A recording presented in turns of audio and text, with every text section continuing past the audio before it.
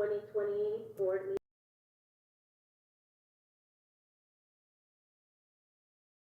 The motion to approve the agenda.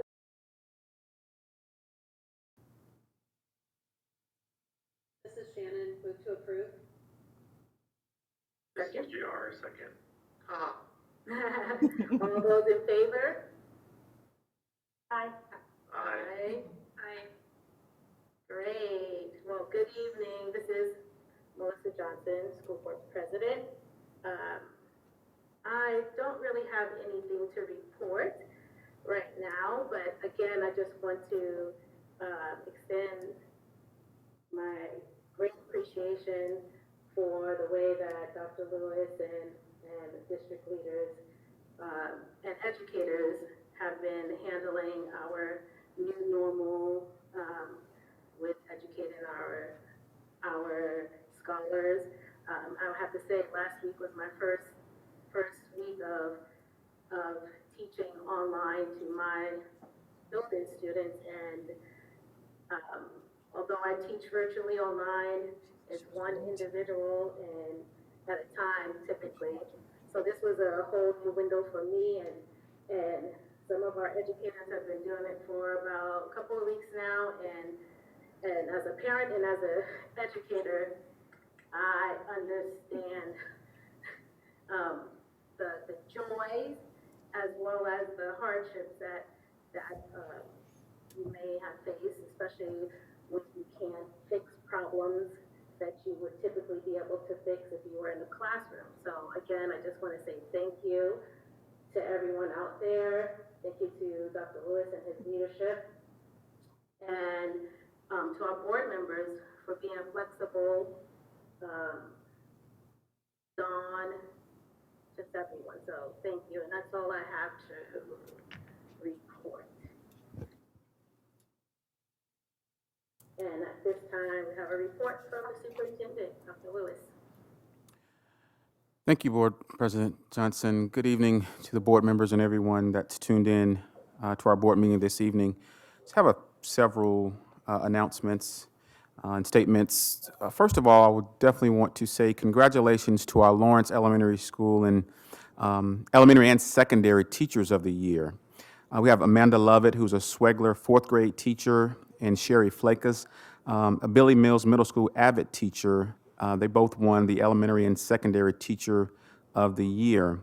In addition to that, we had Marcia Abbott, who's a Hillcrest food service worker, that also won our Spring Class Act Award. So congratulations to those individuals.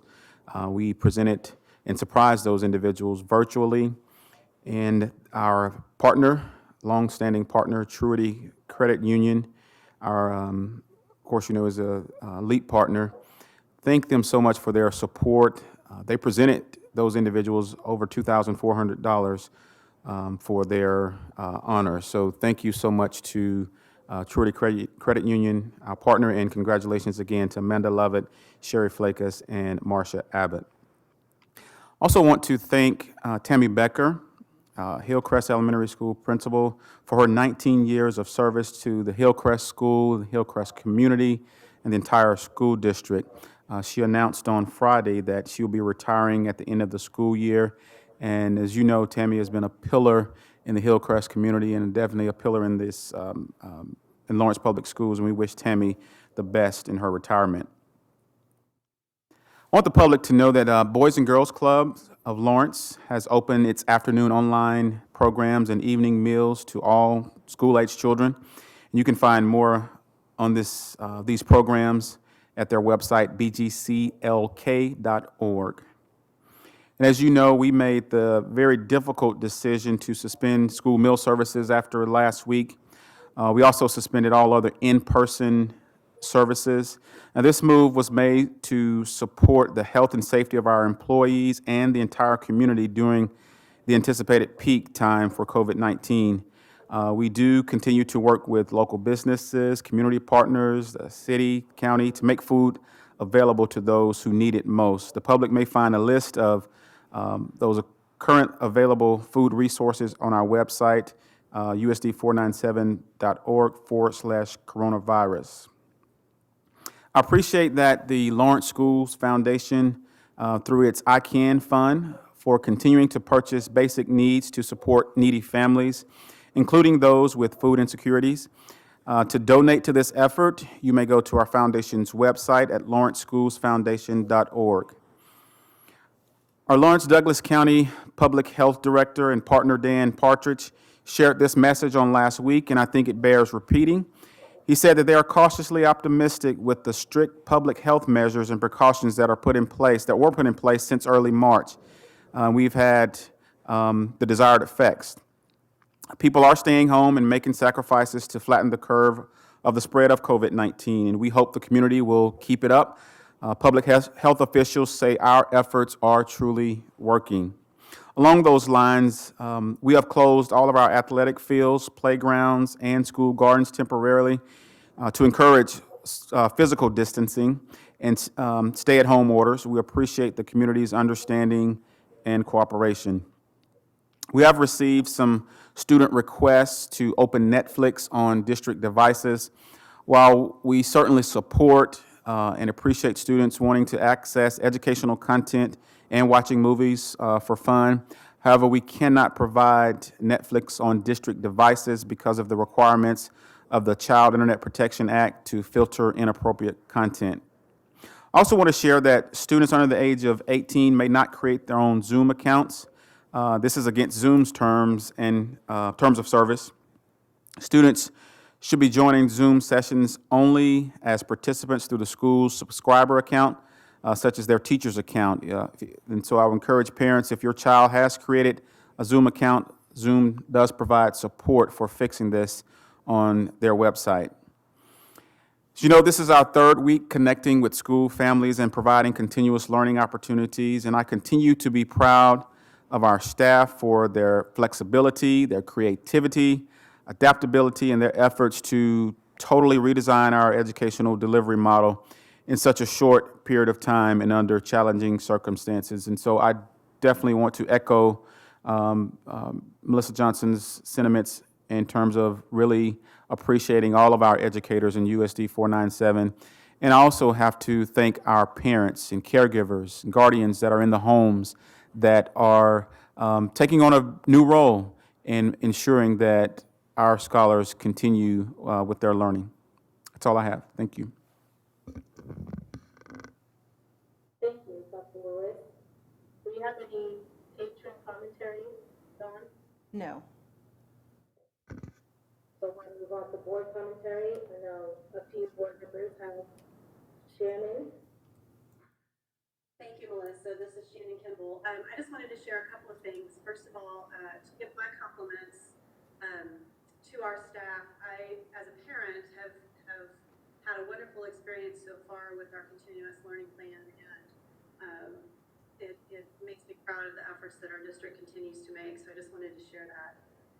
Wanted to also share with the board that on last Wednesday and Thursday evening, the Kansas Association of School Boards held digital regional roundtable meetings. It's the first time that they've done this type of meeting digitally, and I think it was very successful. I attended both of those evenings, had discussions in large and small groups with Board of Education members and district leaders from around the state on how we have all responded to the COVID-19 school closure and crises in our communities, discussed successes and challenges, how those actions that we've taken as Board of Education members tie to our 7 main responsibilities, how we've collaborated with internal and external stakeholders to navigate this crisis successfully, talked about communications, about our continuous learning plans, and had some Q&A time with legal counsel from KASB. Wanted to say thank you to Paula for attending one of those meetings. She and I were in the same small breakout group, and I really appreciated getting her perspective, having her share what we've been doing in Lawrence with the people that were in my breakout group. So, also, GR had a facilities meeting last Thursday with our Executive Director of Facilities and other staff, and got an update on how things are going with construction during all of this. I'm pleased that construction is progressing, and that at Lawrence High School we will be able to turn over for the next phase. I believe it toward the end of this month. We also had some good discussion about how our district's efforts over the past several years in upgrading our cleaning processes and equipment had really positioned us to be in a very strong position going into this particular crisis in terms of being able to effectively clean our buildings.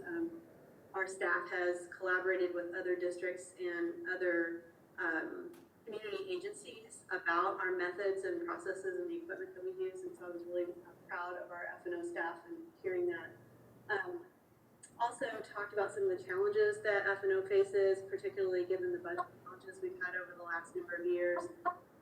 We don't have the recommended level of custodial staffing based on our square footage in our district, and that continues to present a lot of challenges for facilities and operations. So I just wanted to make sure that I mentioned that, because I think it's sometimes something that goes unseen and unmentioned, except for maybe in those facilities meetings that Tony and I are in, as far as talking about it at the board table. And I just want to make sure everyone knows that there are some real challenges going on behind the scenes with that, and our staff is doing an excellent job of overcoming them, but we also have to be thinking about how we can make that sustainable in the long run. So that's all I have. Thank you.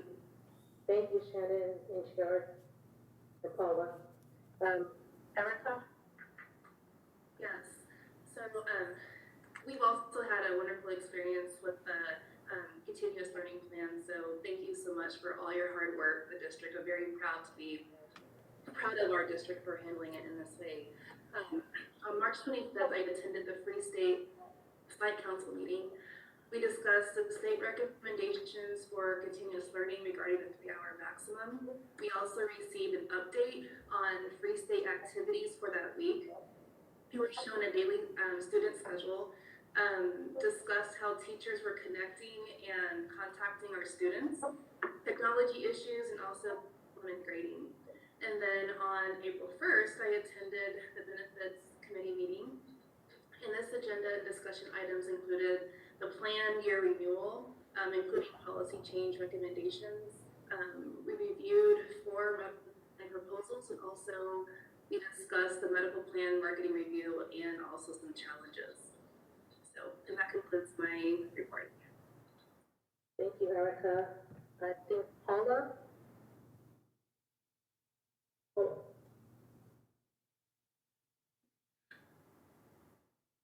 Sorry.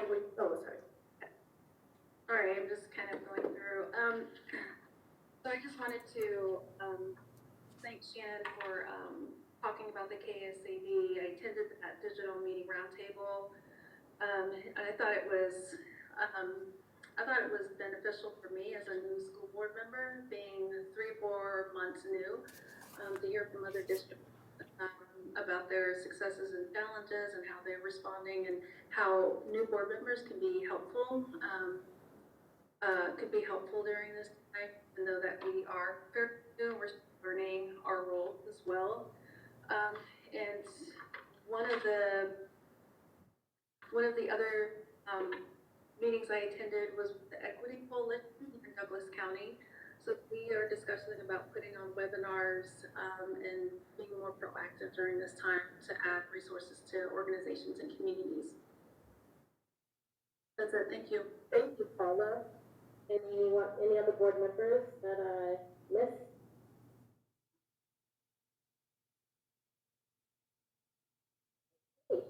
So we will move on to the approval of the consent agenda. May I have a motion? I make a motion to approve the consent agenda. This is Paula. Second. I second that, Shannon. Cadu Blackwood. Cadu Blackwood.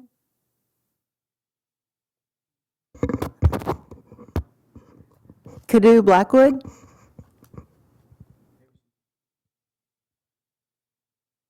Gordon Ross. Yes. Erica Hill. Yes. Johnson. Yes. Jones. Yes. Kimball, Yes. Smith, Yes. Kadu Blackwood, Maybe she got disconnected. okay, well, motion passes 6-0. Thank you. Now we will move on to new business. We have, I'm sorry, new business to discuss the 800 Pennsylvania Street NRA presented by Rick from Cano. Yes, thank you. Good evening, Dr. Lewis and the board members, school board members. I'm going to attempt to get my PowerPoint out for you guys to see.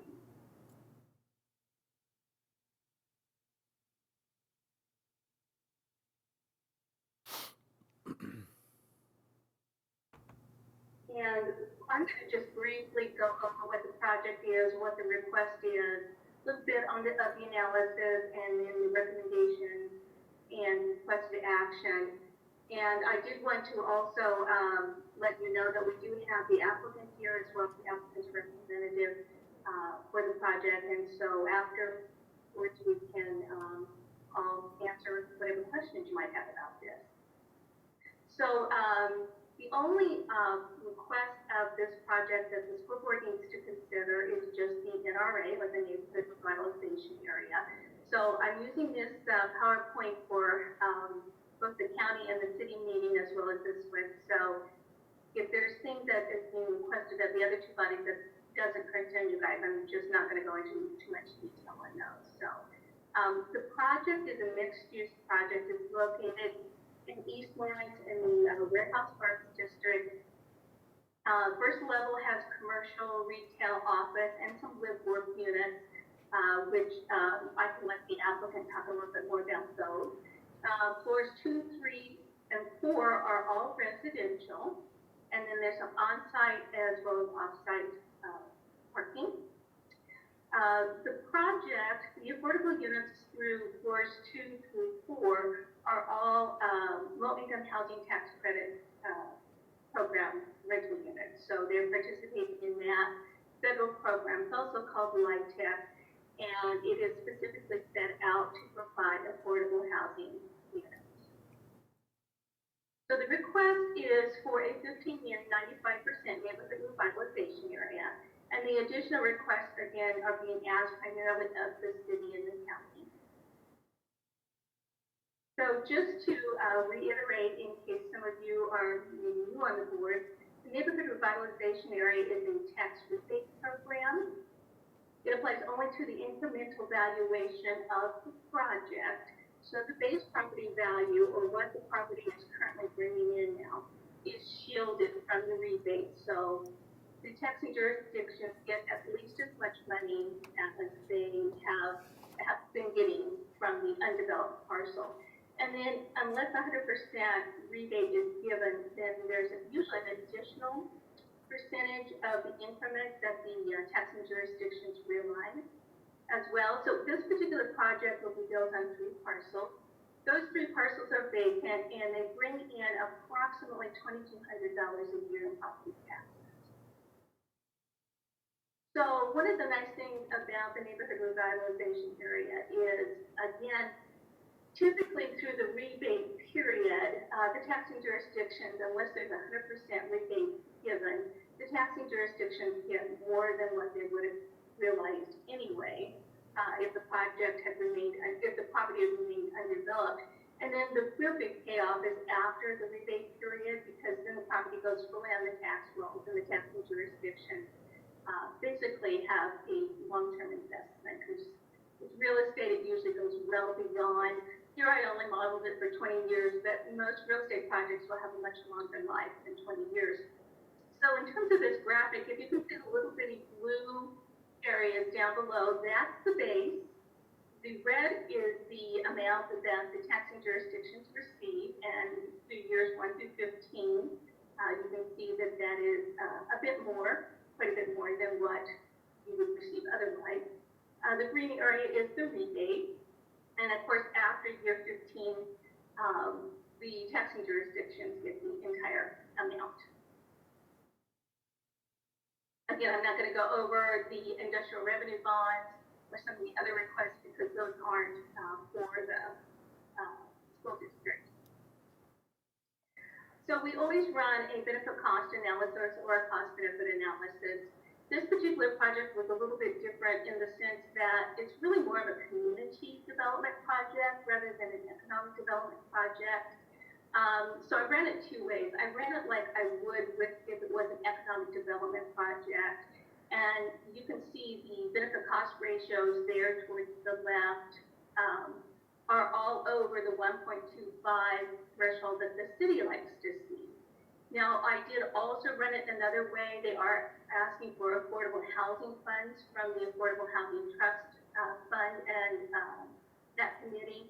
And when I did add that grant amount in, you can see how it affected the city's ratio. It doesn't affect the county or the school district's ratio.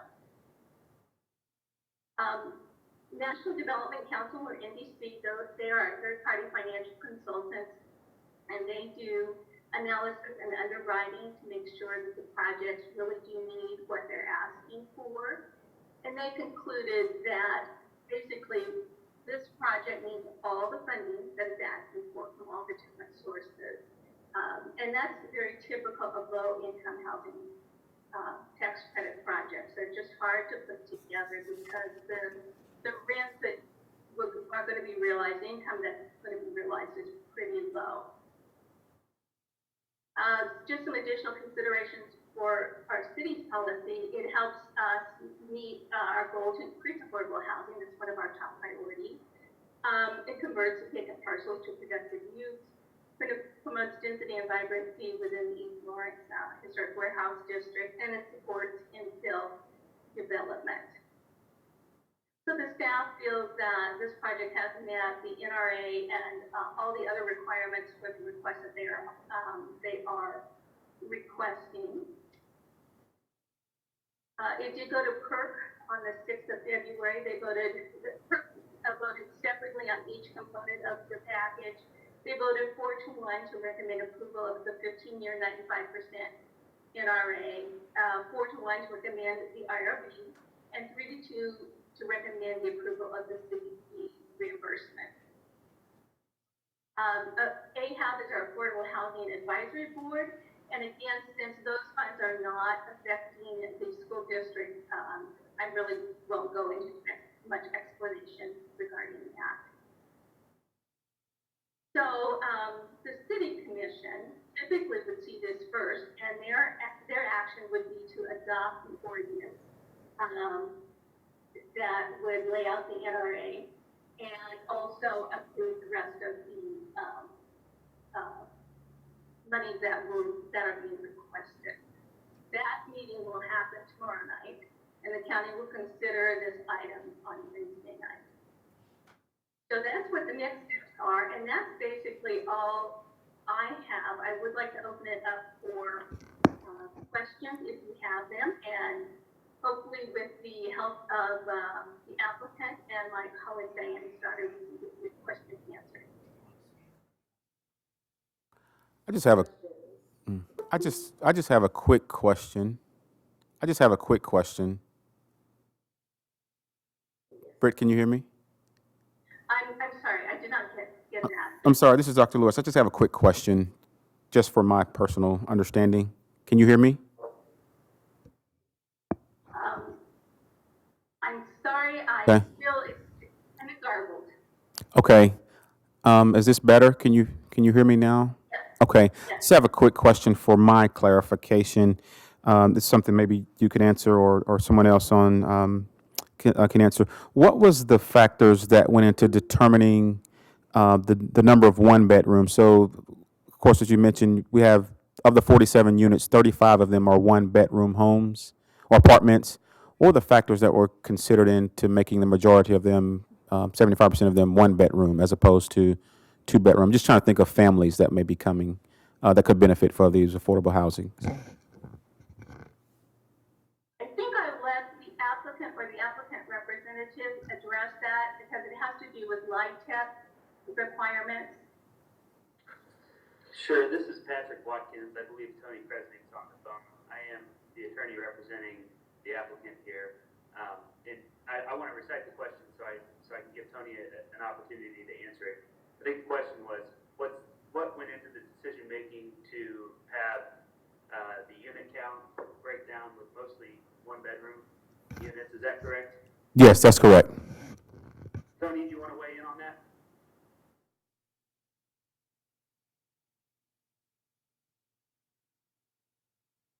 Tony, I think you're muted right now. Can you hear me now?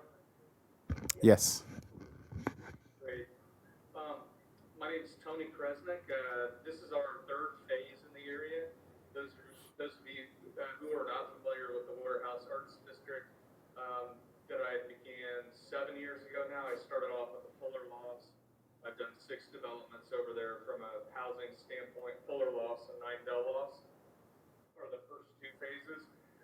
Penn Street Lofts is the third phase. What we have everywhere from studio units, 1 bedroom, 2 bedroom, 3 bedroom, and live work units for residential. Our strongest demand in the area from a market standpoint are for studios, 1s, and a few 2s. We did some 3s just so that we can, again, have something for everybody. But our toughest units to lease in the Warehouse Arts District are 3-bedroom units, and depending on the season, we actually have a harder time leasing up 2 bedrooms compared to 1 bedrooms.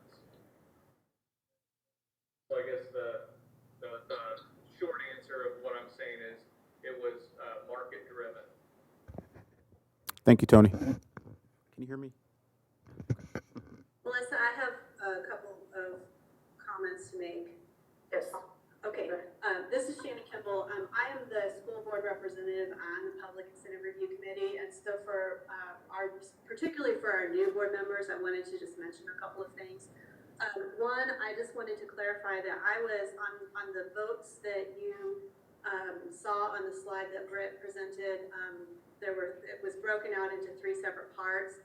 That was in part because I objected pretty strenuously at the Perks meeting to the city's granting of the rebate for development fees, and that I know that got a little bit of coverage in the news. I just wanted the board to understand that I voted no on that piece because of some past history between the city and the school district related to fee requests and waiver requests of building permit fees for our bond construction projects, which were denied, and I did not feel it was appropriate to bring up that type of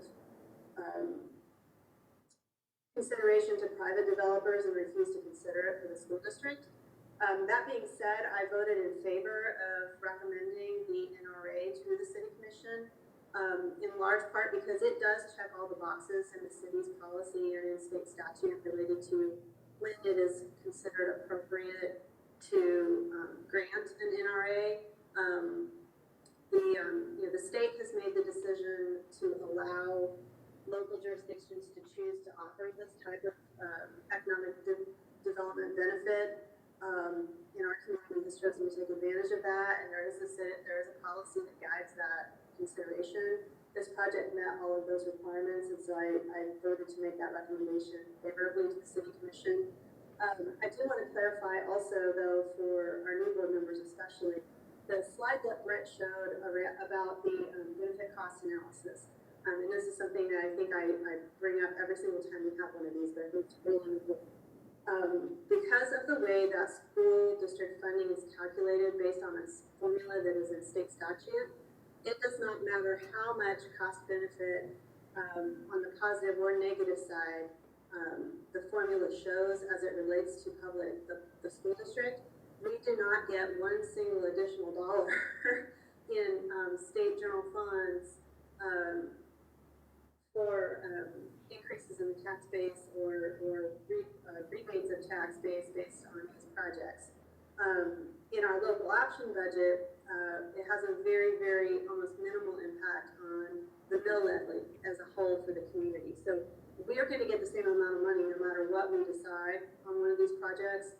The only real impact it may have would be, in the mill levy. And as long as that number is, in the positive, for the city, and the school district and the county as a whole, then in the long term, 15 years out, yes, that may mean that our mill levy may not have to go up as much to fund our local option budget. So, I just want to be clear though, because I think sometimes people see those benefit cost analysis numbers and think, oh, the school district's going to get more money for every dollar that's rebated, and it just doesn't work that way. And that's all I had. Thank you. Thank you, Shannon. Any more questions?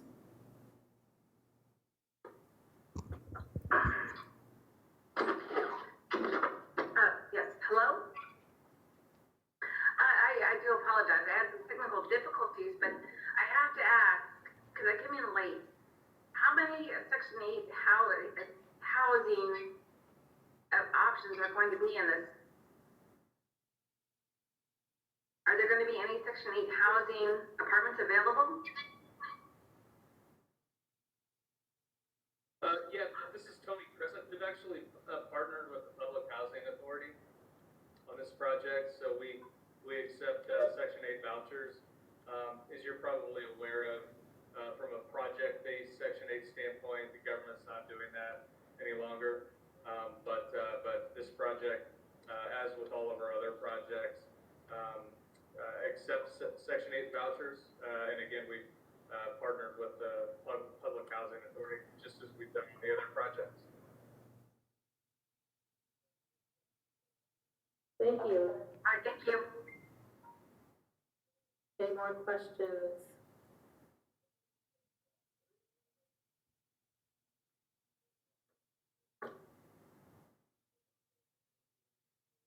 Can you hear me?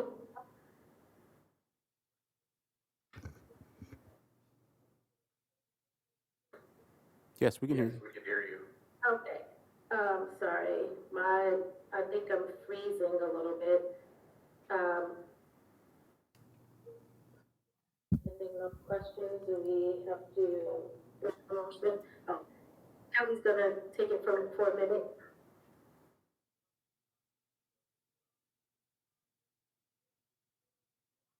Shannon, can you jump in for a minute? Is there a required motion on this? Yes, there is, right? Yes, there is. Recommend action? Okay, Yes. I'll make the motion. Okay. Would you like for me to read it for you, Kelly? I found it, I've got it. Okay. The recommended motion, I move that the Board of Education allow the school district to participate in a 15-year, 95% neighborhood revitalization area for Tony Krisnick, I think, to construct a mixed-use project at approximately 800 Pennsylvania Street. This is Jared Gordon Ross. I'll second. Cadu Blackwood, Hello? Can you hear me? yes, we can hear you. Yes, I'm gonna have to vote no, because to me, I grew up in East Lawrence, so to me, it felt unsettling, because I think that if we need to give tax abatements, I think we need to give them to the residents there first. So I'm gonna have to vote no. Okay. Gordon Ross, Yes. Hill, Yes. Johnson. I'll come back to her. Jones. She may be wrong either. Yes. Kimball, Yes. Smith. Smith, Yeah, sorry, I was on mute. okay. And let's see, Johnson, did she make it back? Johnson? Oh, she's just joined. Yes. The motion, Needed. What's your vote? what's your vote? I'm sorry, yes, okay. The motion passes 6-1. Thank you. Okay. We have new business with David Cunningham and ADA Representative Sure. Jeff Flinsky. Good evening, David Cunningham, Executive Director, Human Resources and Legal Counsel for the district. introduce yourself? Yeah, I'm Jeff Plunke. I am the Vice President of the Lawrence Education Association and one of the negotiations co-chairs. Thank you. This is an MOU between the Board of Education and the Lawrence Education Association that sets forth the criteria under which a subcommittee can make decisions to deviate from the current agreement, the 2019-2020 master agreement, so that we can deal with the significant challenges that are facing us with the current environment. The way in which the master agreement is set up is that the parties, the board and LEA will ratify an agreement that covers a full contract or fiscal year.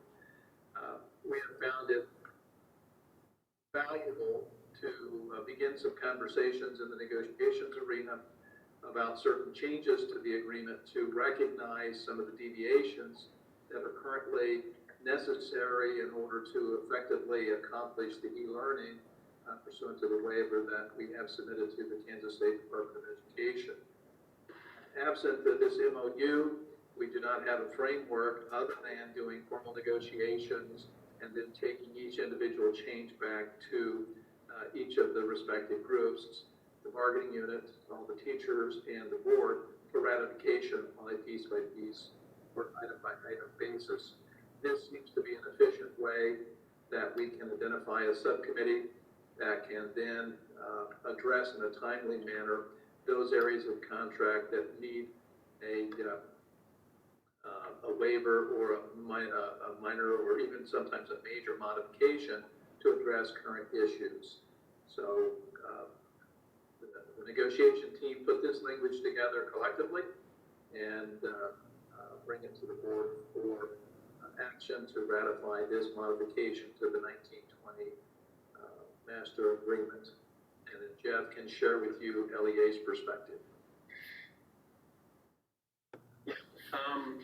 So as we hit the first week of this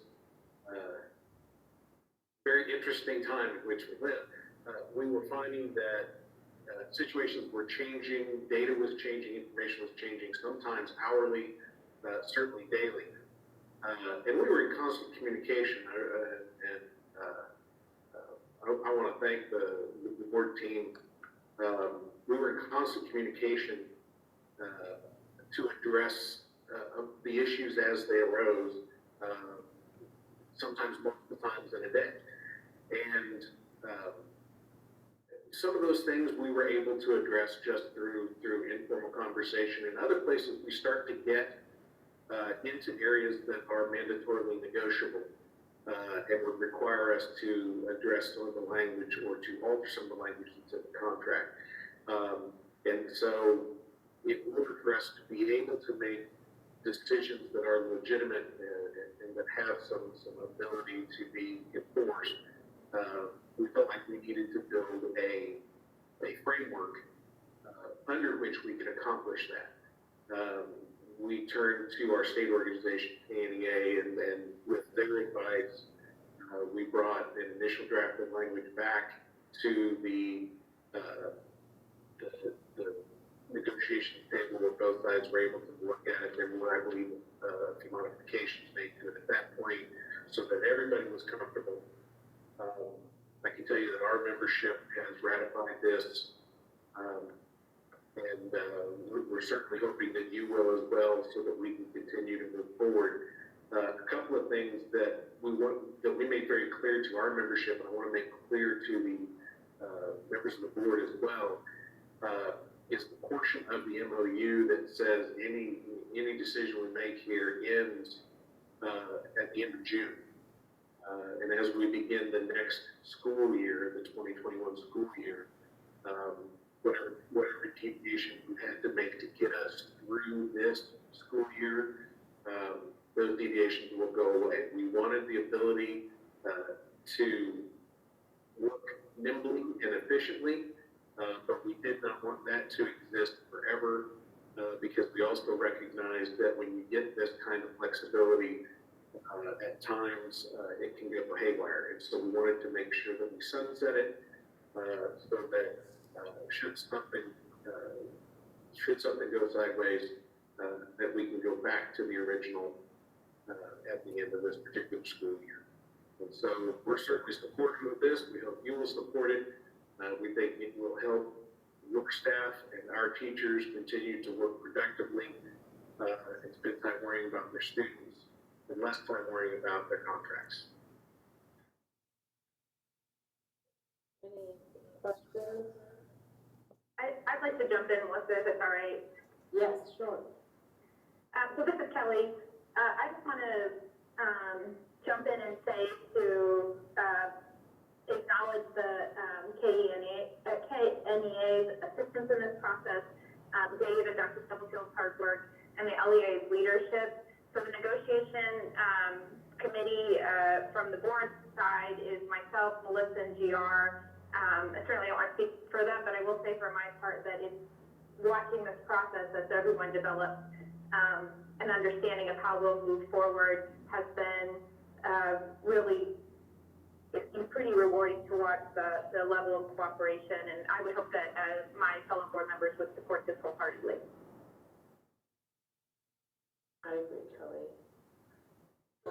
This is Shannon. I have a question. Yes. Okay, so first of all, I want to say I am completely in support of doing this, so please don't take my question as being not supportive of doing this. I think it's absolutely the right thing to do. I just wanted some clarification about the board's representatives on the board side in this agreement. When I read it, I think I had some confusion about if we were creating a committee or if we're creating a board committee, and if we're creating a board committee, who are the people that are being appointed by Melissa to serve on that committee? Shannon, this is David Cunningham. It is not a board committee in the traditional sense that you're asking. It is it's a subset of the negotiations team, and we did have conversations around whether there should be board members on the team, and ultimately it was determined that it should be Anna, myself, and Sam Reed. But we will pull in board members as we need, or other administrators, or other teachers, as the members of the subcommittee deem appropriate as we move forward, depending on the issue. So it is not a traditional board committee in that sense. It is a subcommittee of the negotiation. Okay,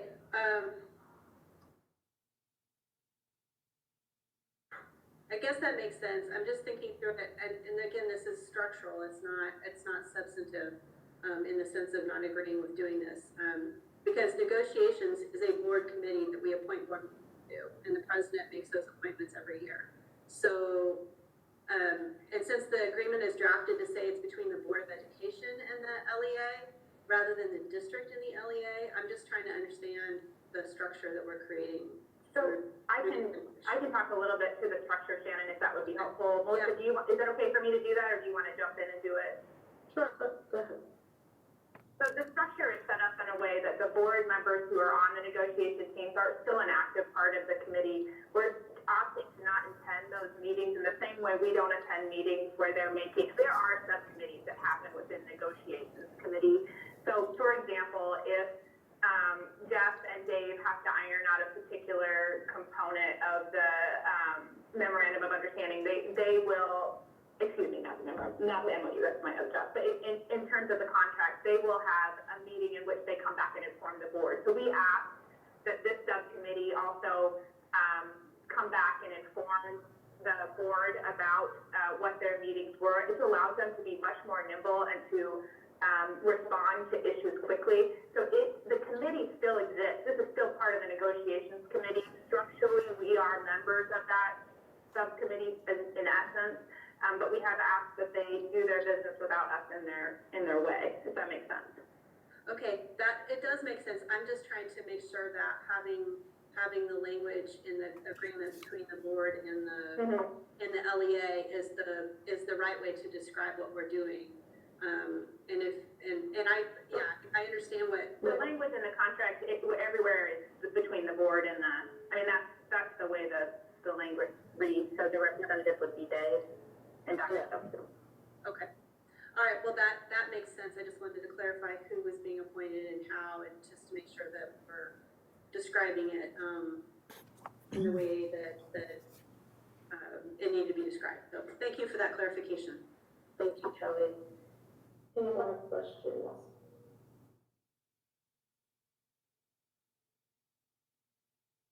With that being said, I would make the motion, Melissa, Mrs. Shannon. yes. Okay, and I just had it and now it went away, sorry. I move the Board of Education approve the memorandum of understanding between the Lawrence Education Association and Unified School District number 497, Douglas County, Kansas, Lawrence Public Schools, creating a subcommittee to make decisions related to the 2019-2020 master agreement. Kelly, a second. Kadu Blackwood, Yes. Gordon Ross, Yes. Hill, Yes. Johnson, Yes. Jones, Yes. Kimball, Yes. Smith. Yes. The motion passes 7-0. But thank you. Thank you. Thank you. Absolutely. Thank you, Board. Thanks, Jeff. And David. So we have, yes. We have a report from AVID with Leah Wisdom. Good evening. I'm Good going evening. to present from my screen. So hopefully you all will see that in a minute. Can you see the PowerPoint? Great. So I'm just going to walk through about 5 slides, and I know all of you received the AVID enclosure, in addition to the written report, which has a lot of the information that those of you who have been on the board and heard this report before, a lot of the data and the information that you're accustomed to seeing related to AVID at the secondary level. So here in this verbal report, I'm just going to highlight some of the overarching themes and open it up for questions, things that came up, or address some questions that I already know exist. So just as a reminder, AVID's mission, the mission of AVID, which again stands for Advancement via Individual Determination, is to close the achievement gap by preparing all students for college and career readiness and success in a global society. So I always like to remind us here that we know that not all students plan to attend college, but one thing that utilizing the AVID strategies, and if you look back up at that mission, the all students piece, is that we want to make sure all of our students have college as an option, just as they would career and other things that they're choosing post high school. So as we move into the next slide, I'm going to go over myths and facts really quickly, but mostly for the benefit of all of us, but especially the new board members. These myths and facts most specifically pertain to AVID elective students. So I'm going to go back for just a second. When we talk about the mission, we're talking about all students using AVID strategies school-wide, but there's also an AVID elective class that's just for some students. So one of the myths is that AVID elective students are always the first in their family to attend college, but that may not always be true. Another myth is that students that are in the AVID elective class are low achieving, and this is not. It can be true, but it definitely is not always true. Most of our AVID elective students are in the middle of the road and not performing to their potential. So we know they have higher potential. We know that they're college bound, and with a little support, they would exceed in rigorous courses. Another myth is that AVID is just about that elective class, and as I mentioned, that's not true. We are training all of our teachers to utilize AVID strategies school-wide. And then another myth, similar to sometimes what gets said about special education students or ELL students, English as a second language, that that teacher takes care of those students, and that's not true. Our AVID elective students are everyone's students. So wanted to quickly go through some of those myths and bust them a bit. But as you noted in the written report, and then those of you that recall from last time, we've been exploring AVID at the elementary level. So wanted to remind you that we've had a committee in place for over a year now that consists of many of our elementary principals, district administrators, some of our classroom teachers, and instructional coaches. We have been to the national conference 2 years in a row, the AVID National Conference, with a focus on really looking at what AVID Elementary has to offer our district. And so many of our elementary principals, specifically those of title and or ESL schools, have attended the national conference and then had meetings to discuss next steps. And last year we brought a couple of those principals with us to the board meeting. So here I'm just going to highlight a couple things. We talked about the benefits last year. We had Tammy Becker, current principal at Hillcrest. There's also a school that's going through redesign. And she talked to us at length about AVID Elementary being what she was seeing as the structure to really get some of those soft skills in place for students, like self-management, organization, time management, all the kinds of things that the common language in her building that would allow for a really successful redesign. So she was seeing that partnership as vital to the success of redesign. We also talked last time about the benefit of AVID Elementary as we think about our CI3Ts. We want to just kind of replace that with our system for supporting students, particularly as we think about Tier 1. So consistent language at elementary that moves with students into middle school and into high school, remembering that we still are focusing on AVID school-wide all throughout. And if you don't recall from last time, AVID Elementary, there is no such thing as an elective at the elementary level. It's completely different than what's happening at secondary. It is for all students, and it really is many of those soft skills. Some of these potential challenges over here, we had talked about, if we move forward, one of the essential components of AVID at the elementary level is building leadership, supportive building leadership. And along with that, the mindset of teachers in building leadership, and then also just budget, where was the money gonna come from?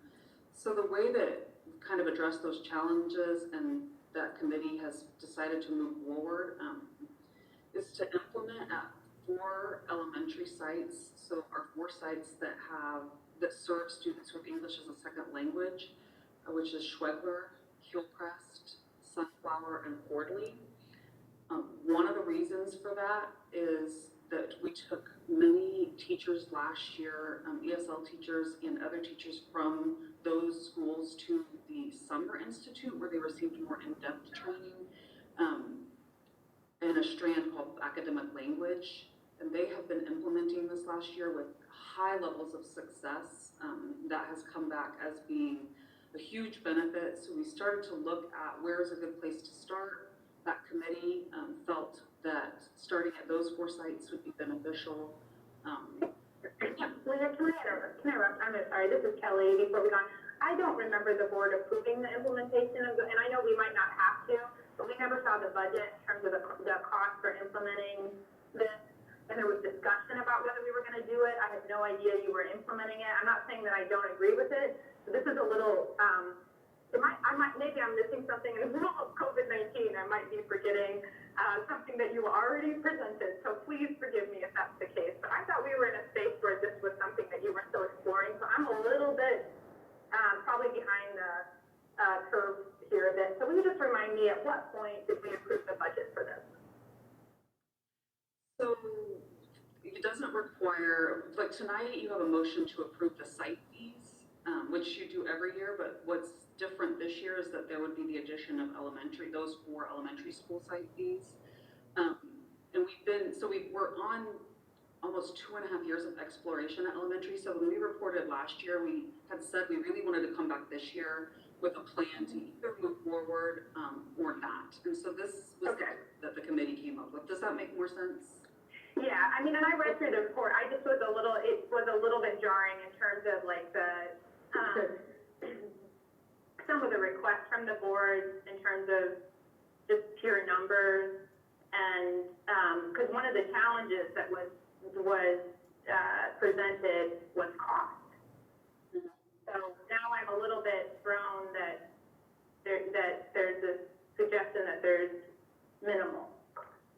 So part of the reason why the committee, which had principals from other buildings as well, not just our ESL buildings, decided to move forward with just ESL is because they have a professional learning budget that they've used in a variety of ways, sometimes sending groups of teachers to national conferences. And so I've mentioned the Summer Institute that their ESL teachers attended for AVID last summer, and the huge, like, right on time benefit they got from the academic language strands, feeling what those funds would be better spent on the site fees here for AVID as well as the professional learning component. So it's not coming from the general fund, which is where the AVID budget is for middle school and high school. In addition, it doesn't require any additional FTE like it does at middle and high school because there's not an elective class. It's primarily professional learning for the teachers. So the common language that would be applied for AVID, and the ESL instructors will be trained, but there was communicated to us last year that everyone would need to be trained in the building to be on board. So you're doing sites where everyone is ESL certified, is that what I'm understanding? Or, yes. But is that coming from? It happens slowly. So some of the buildings are looking at just starting with one grade level. So they might only train kindergarten teachers, whereas some of the other buildings might go with K and 5. So each building's deciding. It's not the entire staff all at once. It's a slow process, just like it has been for middle and high, to get all of the teachers in all of the content areas trained. So it'll be a very slow, lighter lift as they ease into it.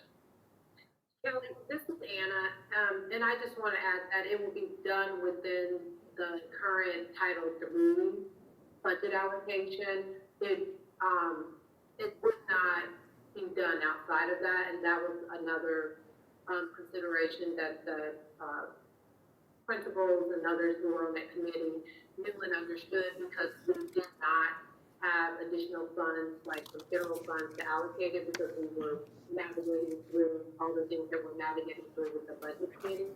So that's where that was part of how they came to this conclusion, because those principals were like, well, we can be more strategic in how we are using the funds that are allocated already for those ESL buildings.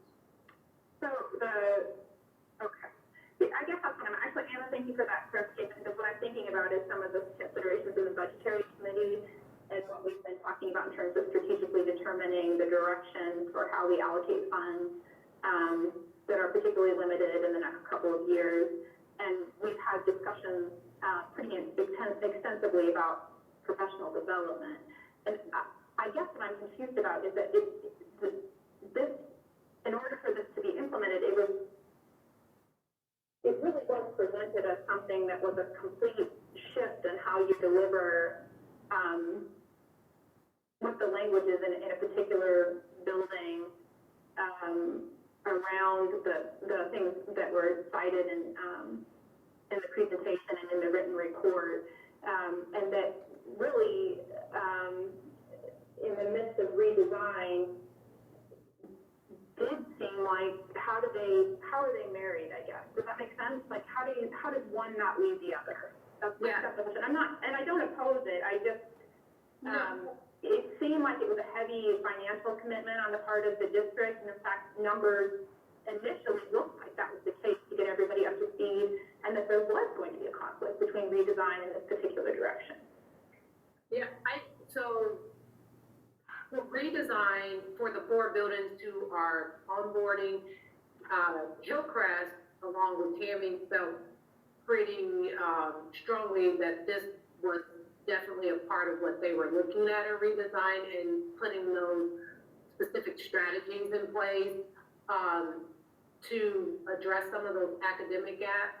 And the others, they don't necessarily conflict, because I think it depends on what they're planning to do with redesign, right? So the other ESL schools are not currently undergoing redesign, with the exception we've all redesigned in the last couple of weeks by just moving online. So conceptually, it really depends on what the initiatives and the teachers are deciding are important tenets of redesign.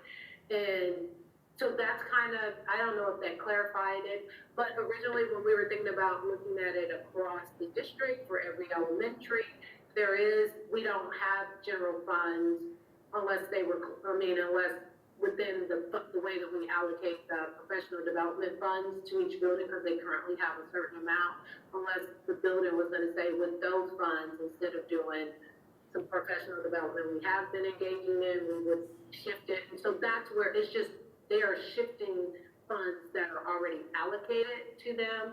And unless the board were making a decision, which we have not put anything like that on the budget committee table as of yet for this year, was to cut what's been allocated. The Title III and the ESL, some of those funds, they're just tied to a particular group or a particular subset of students. So that's where it was coming from. So I agree with you, like last year when we talked about it, we were looking at it district-wide, which created some different types of implications. But this year when the committees got together, and as Leah talked about, the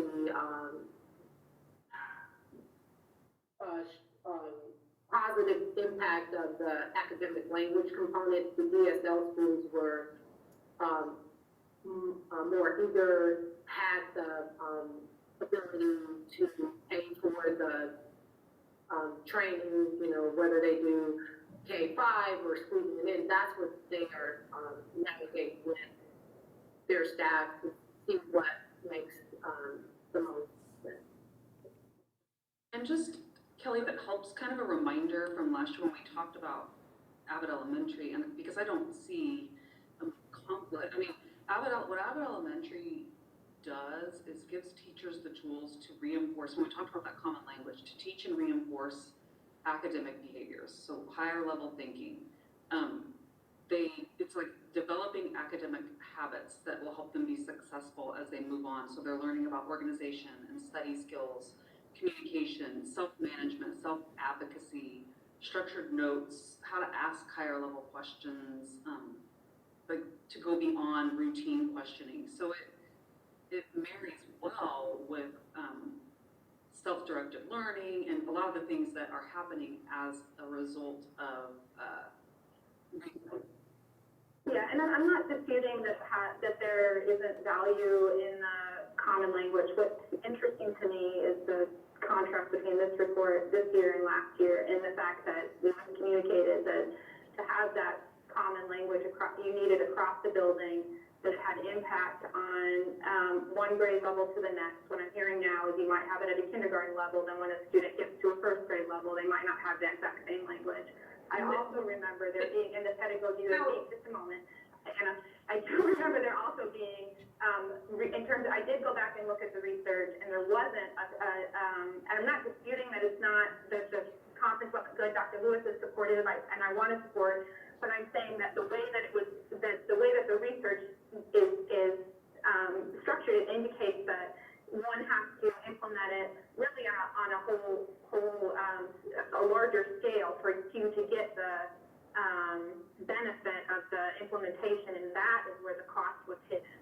Was can you do it in that large scale across the building and do it in conjunction with the social emotional language we have with CI3T, et cetera. So I actually think it's a cool program. I don't want to sound like I'm disparaging. I just wanted to make sure that when we are implementing a program like this from a perspective of the board, that we're doing it with the funds that we have to implement it with fidelity.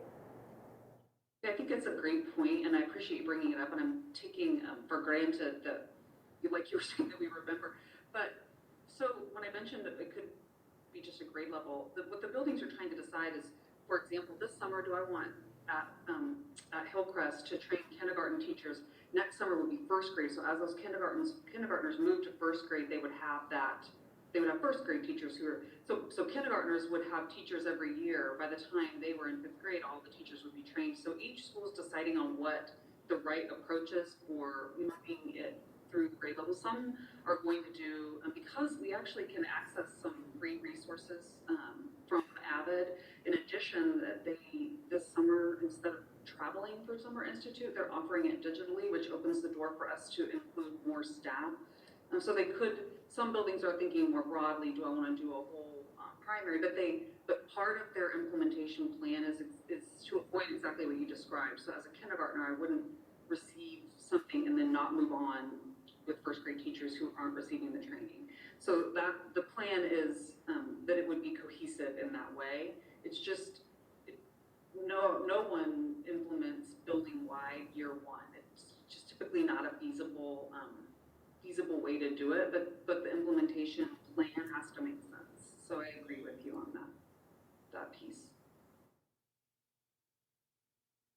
Other questions as you reflect on the written report or last year's report or anything that I've said this evening? Maybe it was repetitive, or I just forgot. As we are moving forward with this, you said a lot of the buildings that are choosing to do the ELL schools are using funds that they already have. What type of data are we going to collect, to see the progression? And then when it comes around, if this is proven to be, successful for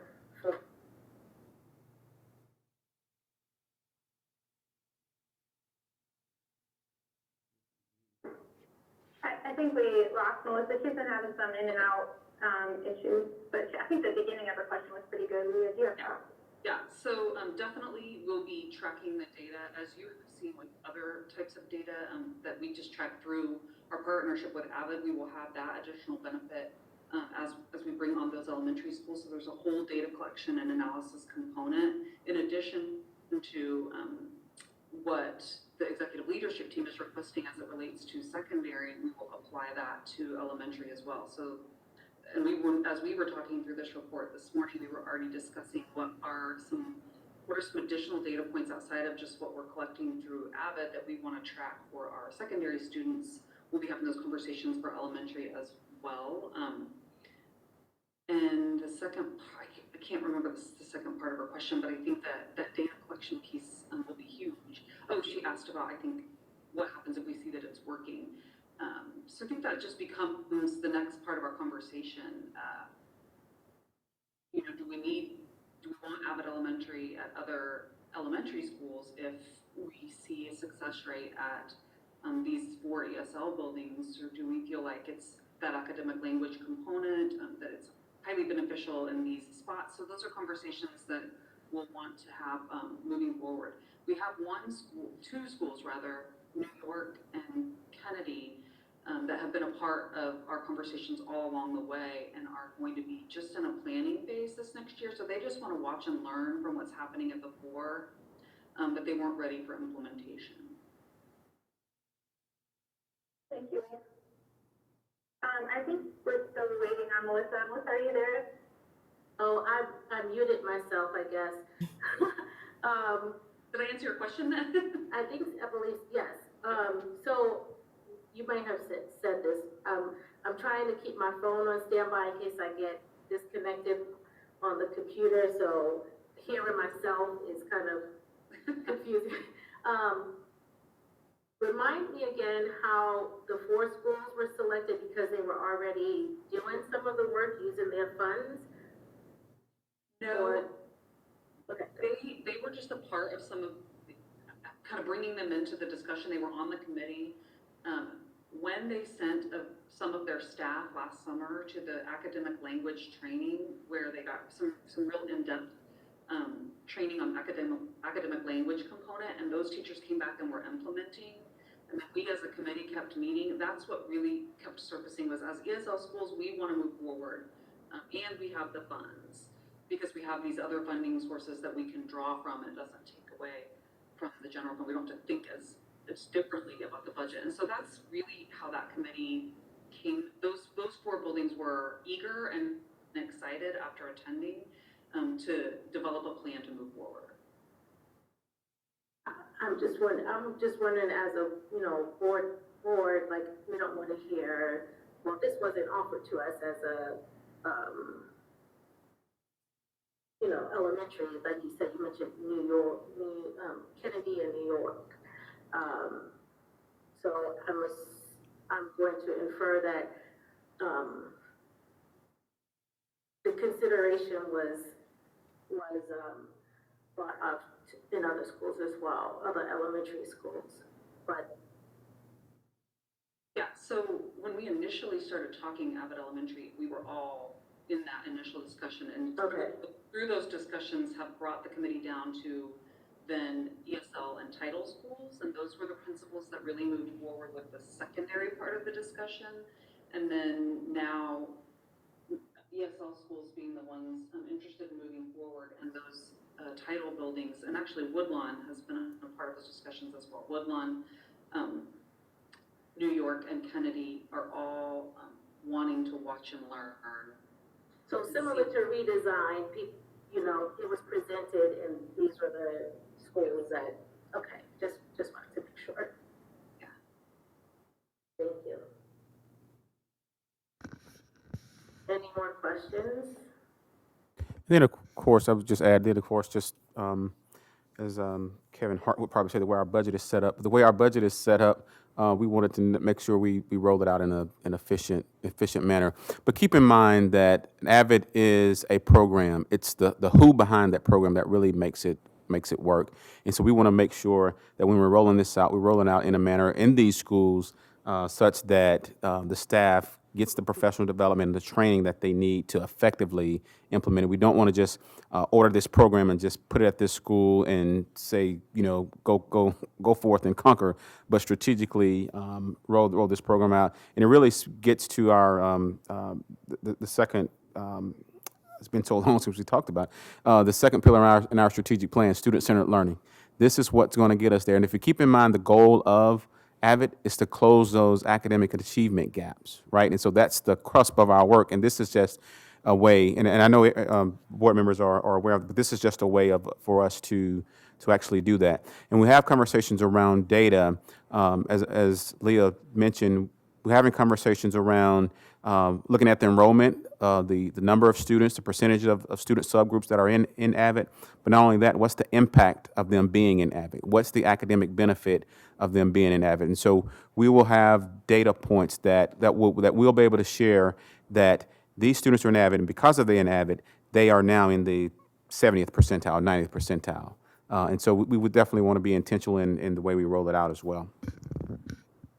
So Dr. Lewis, how would you do that how do you differentiate whether, are you going to compare one grade level to the next grade level? How will you collect that data to know whether AVID has had the impact that you want it to have? If it's not happening, depending on if it's not happening the same way in every building, how do you collect that data in a way that tells you the investment that you've made in professional development and then this particular direction has had the impact that you want it to have? And that might be a bigger question than you want to answer tonight, but I'm just wondering, so that's one question I have. And then the second question I have is it the district's intention to, you've talked a lot about, and I think I've heard Leah talk about this a lot as well, when you look at equity and how you make a determination about whether or not what's right for one building might not be right for another building. So is it the idea that inevitably every elementary school would be utilizing AVID, so we have this universal language across the district, or is it that certain buildings may be, fit particularly well for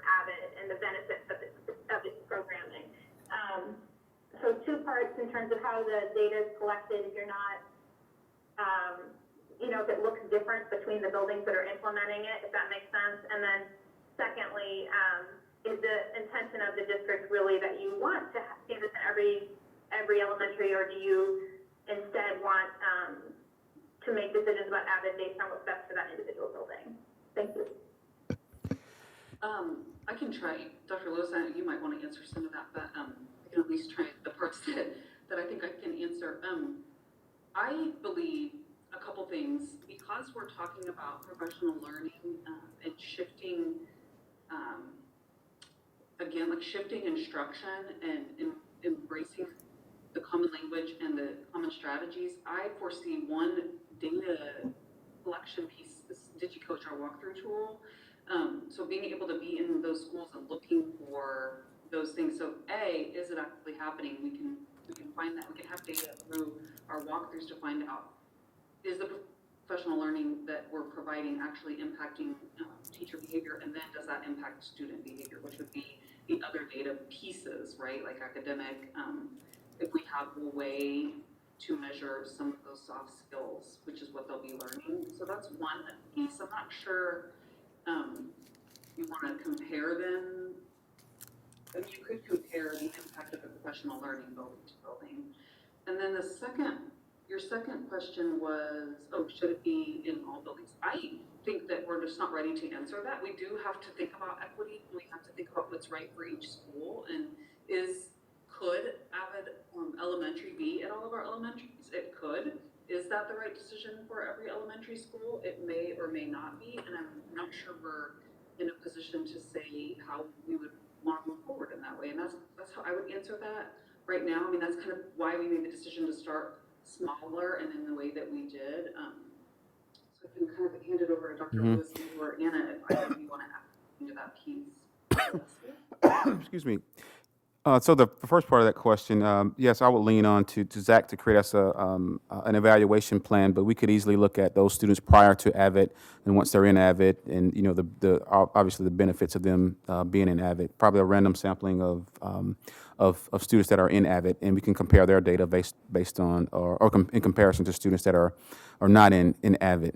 The second part of the question, and to get to what Leah was saying, I kind of look at that at AVID as like boxes. If you're familiar with that equity picture where the people are having boxes on the outside of the fence, yes, everybody can benefit from a box. You know, some of them if they're able to see the game, but there are some that need that box immediately just so they can see the game immediately. And so when we look at where our schools are and understanding how AVID, the mission or one of the goals of AVID is to close those achievement gaps, we're looking at schools that our students will definitely benefit from that program in terms of making sure that we are moving rapidly to close that achievement gap. Thank you both very much. I appreciate it. Thank you. Any more questions?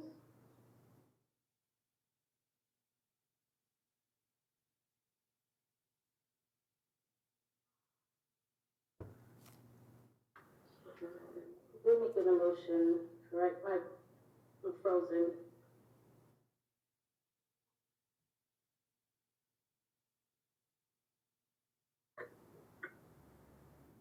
Melissa, this is Shannon. I can make the motion. Thank you, Shannon. Well, I thought I could, and then it just disappeared. Hang on just a sec.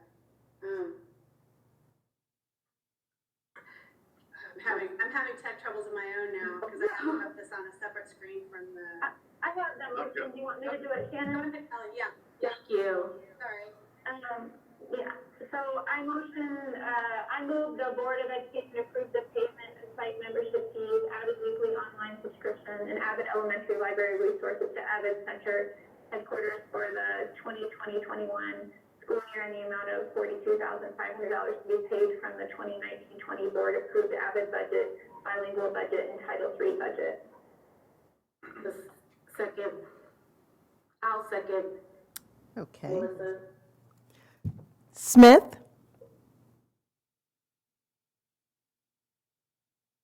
Kimball? Yes. Jones? Yes. Johnson? Yes. Hill? Gordon Ross, Yes. Kadu Blackwood, Yes. Smith. Yes. The motion passes 7-0.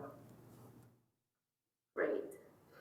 Thank you again. And we have a final report, our annual human resource report with Sammy Devin presented. Yeah, well, good evening, and Sam Marie Devon, Director of Human Resources. I hope all of you and your families are staying healthy. I'd like to begin the Human Resource Report tonight with sharing some of the highlights that we've had this year. As you know, and I don't know if you can see the PowerPoint. Joe, do you have that up? Okay. Sorry about that. And Joe, you can go to the second slide. Thank you. As you know from the written report that was submitted, as a nation, we continue to have less and less students graduate in the field of education. KSDE reported that last year there were over 600 vacancies across the state of Kansas. So that is a lot. So for the past couple of years, we started looking at ways that we could grow our own educators. And we started 2 years ago with looking at our paraprofessional pool. We have a lot of highly effective paraprofessionals that are working in the classroom with their students. So 2 years ago, our first cohort group of 5 teachers has started, and they're going to actually graduate this May from the apprenticeship license program. So I really wanted to have them here this evening so all of you could congratulate them. That is a lot of hard work. And currently now this year, we had 6 more paras to come on to commit to the program. So by May of 21, we are actually going to have 11 paras have their teaching license. So that's exciting. 11 of those, 3 of them are at the color. So that's exciting too. As a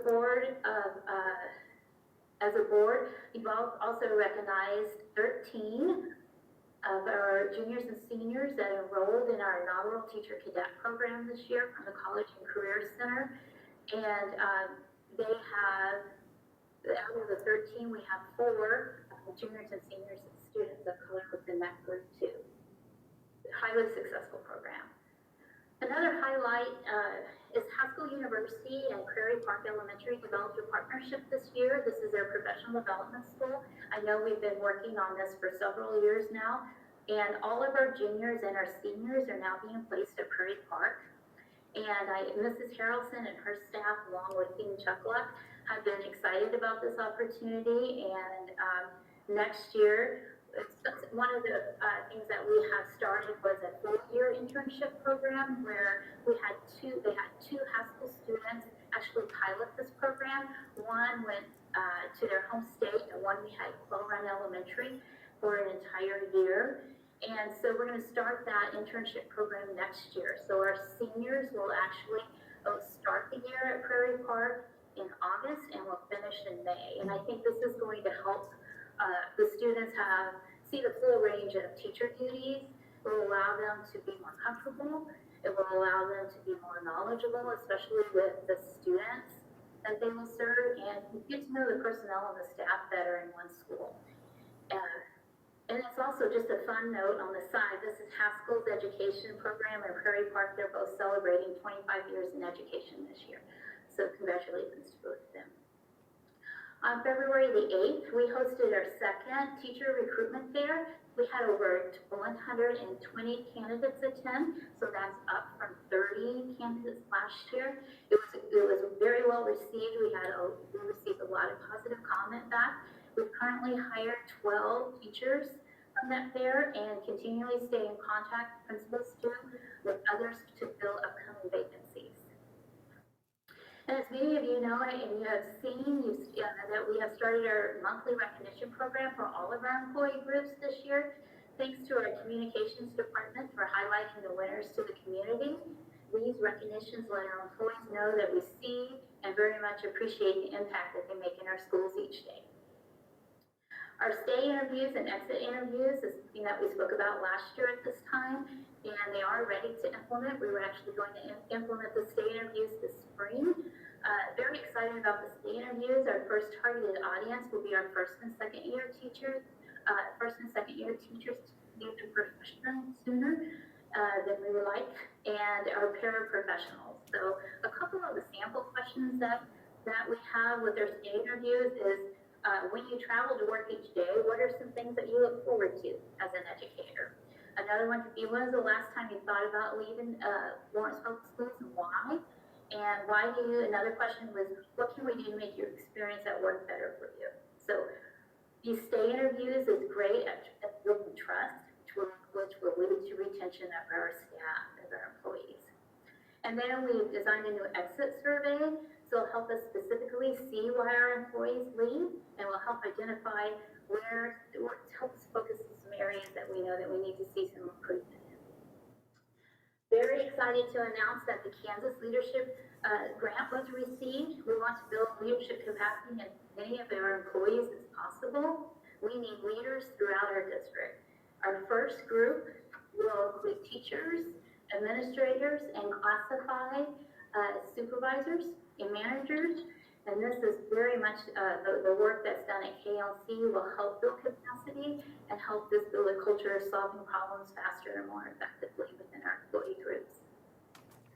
As many other strategic themes have reported, all of our schools have intentionally established our professional learning communities. I know many strategic team leaders have spoken about that. John Hattie's new #1 factor that relates to student achievement is collective teacher efficacy. Our PLCs gives a framework to create that belief that when teachers work together, they can achieve great things. Strong PLCs is also one reason why teachers choose to stay in the profession, so it's a wonderful retention tool also. So Joe, if you want to go to slide 2. Slide 2 is some of our challenges. So we consistently have more turnover in our classified staff than we would like to see.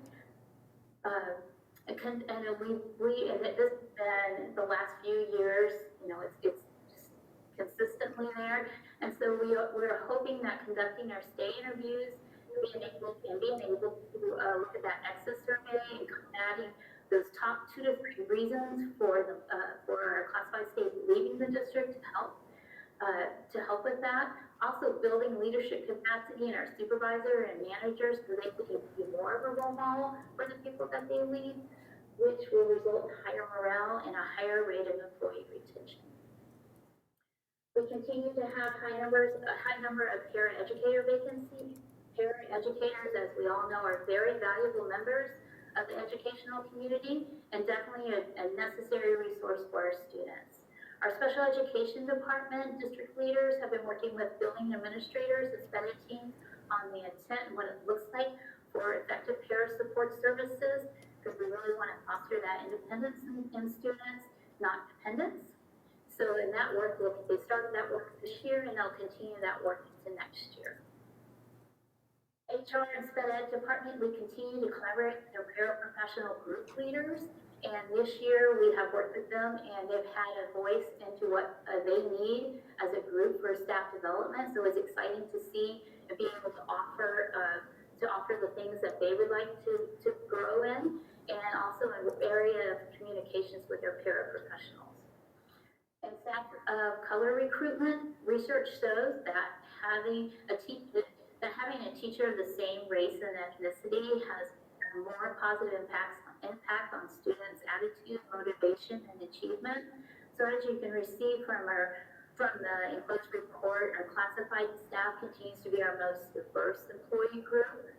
We are seeing a very slight, at least it is moving in the right direction with our certified staff. We did plan to begin a strategic partnership with Tennessee State University and the University of New Mexico, where a higher number of graduates of color attend, but the pandemic has changed those plans for us. Phase 2 of the strategic plan for Theme 4 will focus on building a diverse recruitment team, because we definitely want to get our staff of color's perception of our school district out there and important to share. We're going to go to our third slide. In summary, I know with all of you, we want LPS to be the very best place for everyone to come to work. It's important that all employees work in a positive and safe work environment. It starts with providing safe and welcoming schools. The work of Ron May's strategic plan, theme 3, in this area has been very impressive, especially in implementing the district-wide response plan has been huge. Strong building leadership, very important. This year, the building climate survey was administered twice to the staff and to the community, and this will allow, and I know our director of secondary and elementary schools have been able to reflect with these climate surveys with their building leaders so our building leaders can be more responsive and start setting some goals for themselves. Effective evaluations and feedback, another goal. We're currently developing evaluations for our different classified and employee groups. People are more likely to grow and learn when specific feedback is given. A new rubric was implemented this year to evaluate building principals, and next year a new rubric will be used to effectively evaluate our district administrators. A voice in decision making and helps to develop open and trusting relationships. Examples of these are our parent advisory groups, our classified meet and confer, our budget group, our BPAC group, and the benefits committee, just to name a few there. And again, building leadership capacity in others. Receiving that KLC grant will lead the way in this area. Strategic recruitment. Building a diverse recruitment team to make connections and form partnerships to start growing LPS's presence in many places and spaces. And innovation. When you go to recruitment fairs, this is one thing that a lot of our teacher candidates ask about. They want to know what it's like to work in LPS. So it's exciting to see our teachers planning for redesign, project-based learning, and planning towards the alternative school has also been exciting to watch and see. So that is my short report along with the written report. I would love to take some questions if you have some for Dave and I. Questions for the list? This is Erica. I have a question. Sure. So as I look at the two-page document you provided, I see that you have certified new hires by race and ethnicity, and then you have classified. Do you have, first of all, I have a couple questions. One, what is the goal for your percentages of your educators? Is it to be reflective of the student population? That's one question. My second question is what is the retention rate for minority educators in our school district? And what time frame? Is it 1 to 3 years, or like what is the retention rate? So on the goal components of that, certainly that would be the ideal, is that the staff would begin to mirror the diversity within the student population. There's a fair gap there, so yeah, that would be one of our goals, is to try to get that number more aligned with our student population. And Erica, in the past, I've always provided that data, and I probably should have this time too. I've always done a graph where it mirrors our student population. We have 36% of our students are of color, and then I do the subgroups there along with the teachers. So I do need to provide that again. I apologize for that, so I can do that for you. I have not looked at the retention rate for our staff of color, but I think that is very important, and something that I know that we'll look even more closely at when I rebuild the recruitment team. So yeah, I can get that data to you too. That wouldn't be very hard to pull at all. Okay, yeah, I think retention rate is equally as important as having a recruitment strategy. Oh, absolutely. To leave once they're here, so. Yeah, and absolutely, and that's why in the strategic plan, we focused on retention first and recruitment second. I agree with you very much so. Thank you. Thank you for those questions. Oh, hello? Hi. Hi, yeah. I just want to commend J.C. Robertson from Woodlawn Elementary. She has been calling, the parents and, just reaching out to people to see what they need during this, these times of uncertainty. So I just wanted to, point out the positive, because right now it's so stressful. Well, we really appreciate that. It was pretty awesome. Thank you. She is so freaking awesome. I love her. I know. I actually worked with her in Junction City too, so. Yes. Oh, thank you. Thank you for what you're doing. This, these are hard times, so we try to look for the positive. So thank you for what you're doing. And I do have to commend, the teachers and staff at New York Elementary because they've gone above and beyond to push Native American curriculum. And, I grew up here, so I never got to see that. So I was able to see that at the Martin Luther King celebration at Billy Mills Middle School. And so, thank you. It brought me to tears. Thank you. And I also know our partnership with our school professional development school with Haskell University. I mean, not only are they are learning, we host their interns, but also I know, I think it's coming in the next couple of Saturdays, or it was, I don't know, with the pandemic now, but they were also going to host our teachers at Haskell to learn about the native culture too. So it was kind of, Thank you, but it's making an impact within our Native American community. So thank you, Sammy. Thank you for everything you're doing. I appreciate it. I would just like to say, this is Melissa here, the program that prepares paraeducators to then become certified educators, I cannot say how amazing that program is. Just seeing it as an educator myself in the district in which I teach, there are some fantastic paraeducators that just need that opportunity and some assistance to help them move on to to get their certification. And I've had some paras that I've worked with who are now on their way to be, and just like amazing teachers. And it's always grieving to see that, because to be able to work with a paraeducator that's so passionate about it.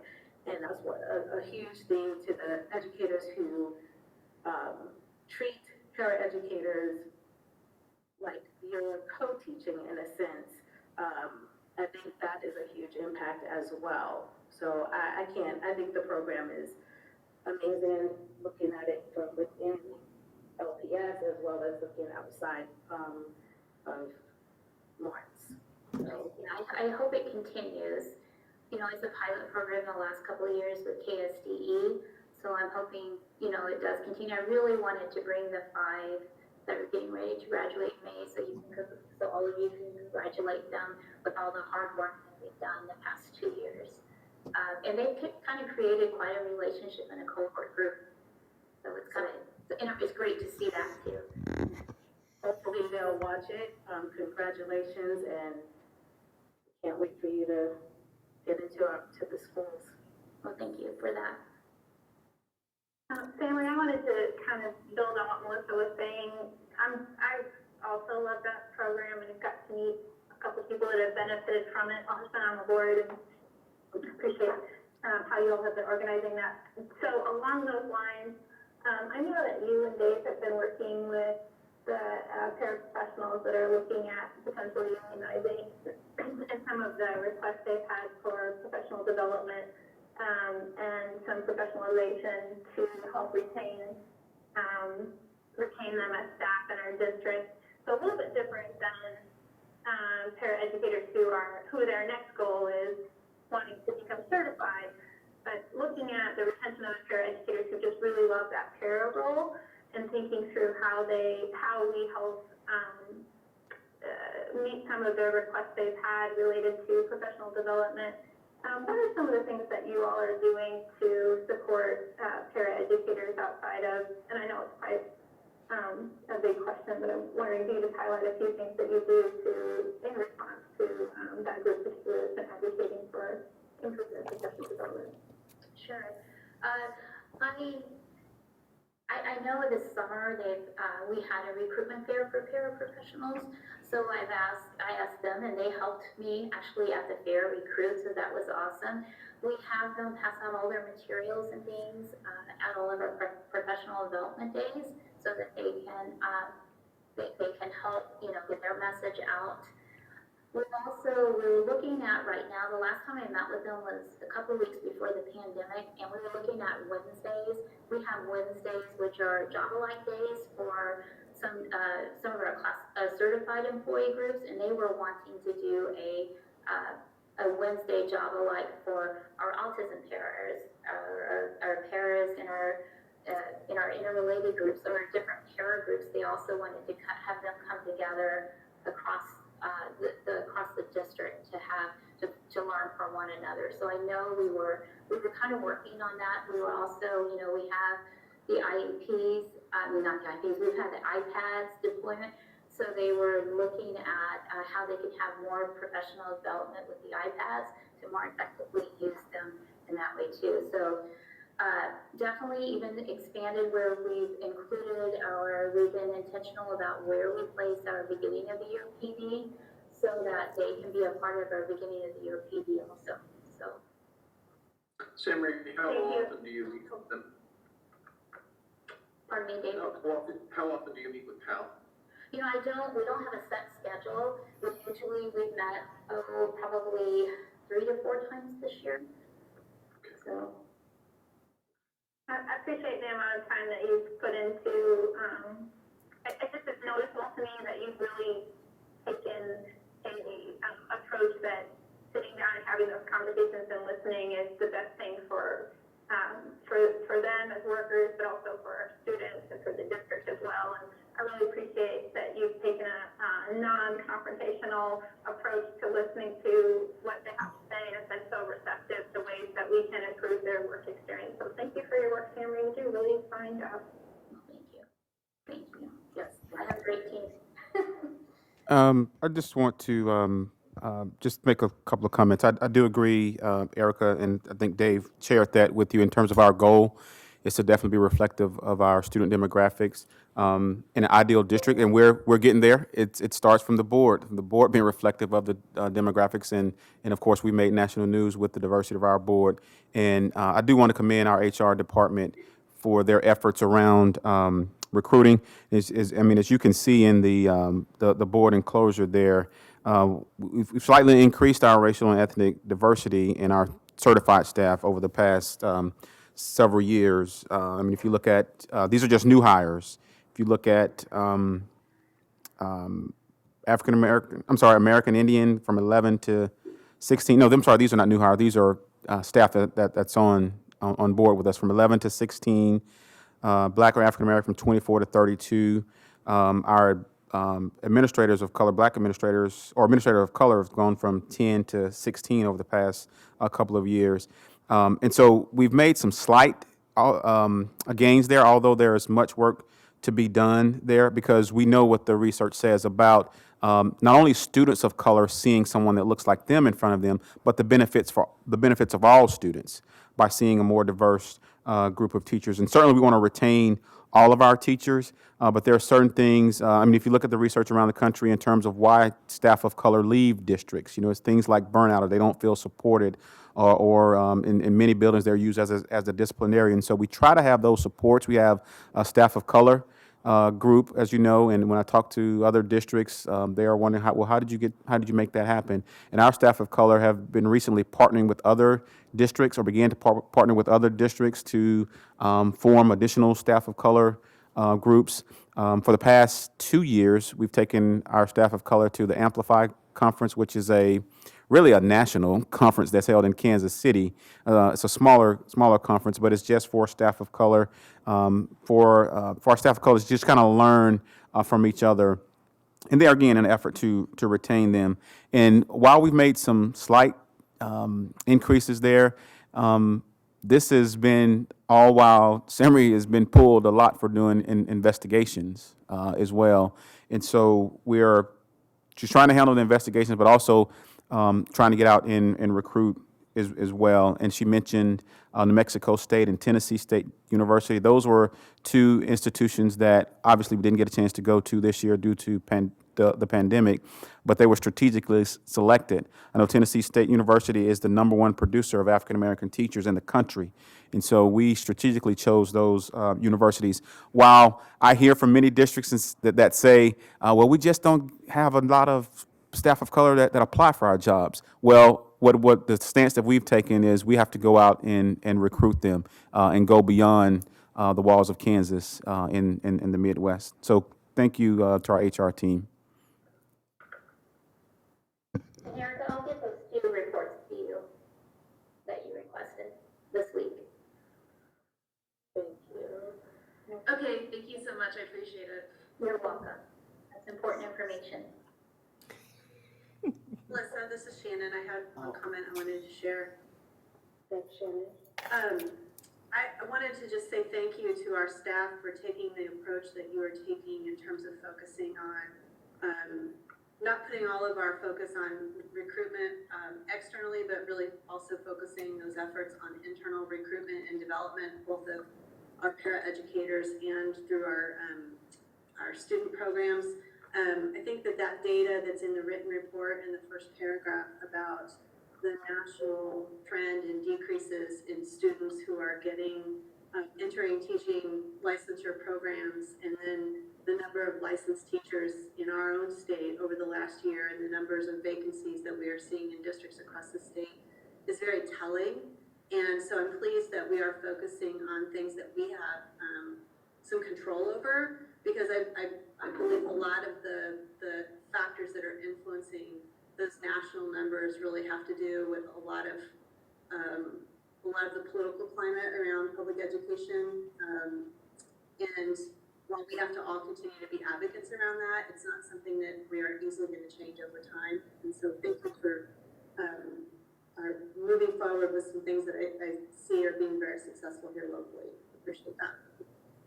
Thank you. Anything else? Thank you again, Sammy. You're welcome. All of you be safe, please, and have a nice evening. You as well. Well, if there isn't anything else, motion to adjourn. Any announcement? I move it.